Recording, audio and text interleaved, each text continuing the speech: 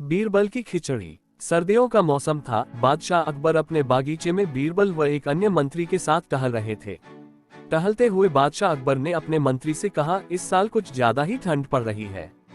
महल से बाहर निकलने में भी ठंड से हालत खराब हो रही है। मंत्री ने बादशाह की बात का जवाब देते हुए कहा, जी हुजूर, बिल्कुल सही फरमाया आपने। इस साल तो इतनी ठंड पड़ रही है कि जनता ने घर से बाहर निकलना बहुत कम कर दिया है। टहलते टहलते बादशाह अकबर बगीचे में बने तालाब के किनारे जा पहुंचे। जैसे ही उन्होंने अपना हाथ पानी में डाला, उन्हें एहसास हुआ कि पानी बर्फ जैसा ठंडा है। पानी से हाथ बाहर निकालते हुए अकबर ने कहा, सही कह रहे हैं आप, इतनी ठंड में कौन घर से बाहर निकलेगा। बीरबल को चुपचाप देखकर बादशाह ने बीरबल से पूछा, इस बारे में आपका क्या ख्याल है बीरबल। बीरबल ने सिर झुकाते हुए कहा, माफी चाहता हूँ हुजूर, इस बारे में मेरा ख्याल थोड़ा अगल है। मैं आप दोनों की बात से सहमत नहीं हूँ। अकबर ने आश्चर्यचकित होकर बीरबल से पूछा, अच्छा तो हमें भी बताएं, क्या ख्याल है आपका। बीरबल ने कहा, हुजूर, मेरा मानना है कि एक गरीब व्यक्ति के लिए पैसा सबसे ज्यादा जरूरी है। उसे इस बात से कोई फर्क नहीं पड़ता कि मौसम कितना ठंडा है या गर्म।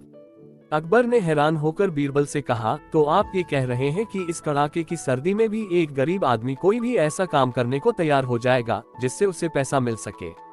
बीरबल ने कहा, जी हुजूर, मैं यही कह रहा हूँ। बादशाह अकबर ने बीरबल को चुनौती देते हुए कहा, तो ठीक है, अगर आपने बर्फ जैसे पानी से भरे इस तालाब में किसी को रात भर खड़ा रखकर इस बात को प्रमाणित कर दिया, तो हम आपके लाए हुए गरीब व्यक्ति को 20 सोने के सिक्के इनाम में देंगे। बादशाह की बात से सहमति जताते हुए बीरबल ने अगले दिन एक गरीब व्यक्ति को पेश करने का वादा किया। अगले दिन सभा में बादशाह अकबर ने बीरबल ने पूछा कि क्या वो किसी को लाए हैं जो तालाब में खड़ा रहकर पूरी रात बिता सके। इस पर बीरबल ने गंगाधर नामक एक गरीब व्यक्ति को दरबार में मौजूद किया और कहा कि यह 20 सोने के सिक्कों के लिए तालाब में पूरी रात बिताने को तैयार है।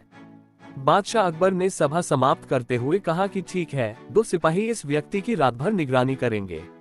अगले दिन फिर से दरबार लगा और बादशाह ने बीरबल से गंगाधर के बारे में पूछा, बीरबल, कहाँ है आपका मित्र, कितनी देर टिक पाया वो उस बर्फीले पानी में। बीरबल ने कहा, महाराज, वो यही है, मैं उसे दरबार में पेश करने की इजाजत चाहता हूँ। बादशाह की इजाजत मिलते ही बीरबल ने गंगाधर को दरबार में बुलाया। बादशाह अकबर ने गंगाधर को शाबाशी देते हुए कहा, हमें इस बात पर यकीन नहीं हो रहा है कि तुम पूरी रात उस बर्फ जैसे पानी में रहे और आज हमारे सामने सही सलामत खड़े हो। ये तुमने कैसे किया, पूरी सभा को बताओ। गंगाधर ने कहा, महाराज, शुरुआत में तो ये बहुत मुश्किल था, लेकिन कुछ समय बाद मुझे महल की एक खिड़की पर एक दिया जलता नजर आया। उस दिए को देखते हुए मैंने सारी रात बिता दी। बादशाह अकबर ने चौंक कर कहा, ये तो धोखा है, तुमने हमारे महल के जलते दिए की गर्मी से सारी रात बिता ली। फरेबी, तुम्हारे इस धोखे के लिए हम तुम्हें सजा नहीं दे रहे हैं, लेकिन तुम अब इस इनाम के हकदार भी नहीं हो। ये कहते हुए अकबर ने अपने सिपाहियों से गंगाधर को महल से बाहर ले जाने को कह दिया और सभा समाप्त करके अपने कमरे में चले गए।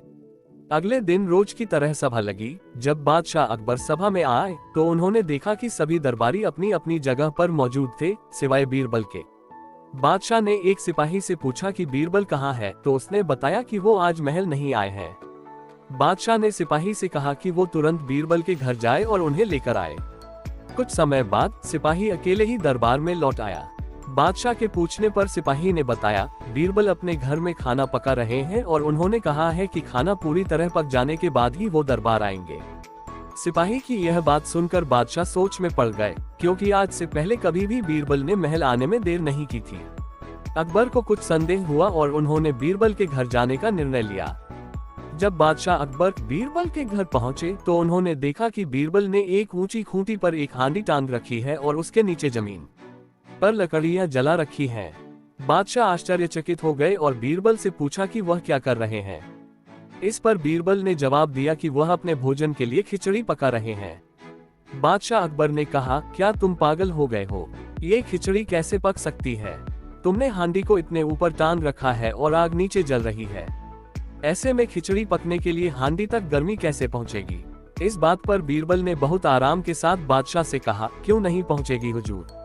जब महल की खिड़की पर रखे एक दिए से गंगाधर को गर्मी मिल सकती है, तो मेरी खिचड़ी की हांडी तो फिर भी आग के बहुत नजदीक है। बीरबल की बात सुनकर बादशाह हैरान हो गए और मुस्कुराते हुए कहा, हम तुम्हारी बात अच्छी तरह समझ गए बीरबल। इसके बाद उन्होंने गंगाधर को महल में बुलवाया और उसे 20 सोने के सिक्कों का इनाम दिया। बीरबल की चतुराई के लिए उन्होंने बीरबल को भी इनाम दिया। कहानी से सीख। बच्चों, बीरबल की खिचड़ी की कहानी से हमें ये सीख मिलती है कि दूसरों की सफलता के पीछे किए गए परिश्रम को जाने बगैर उनके बारे में राय नहीं बनानी चाहिए।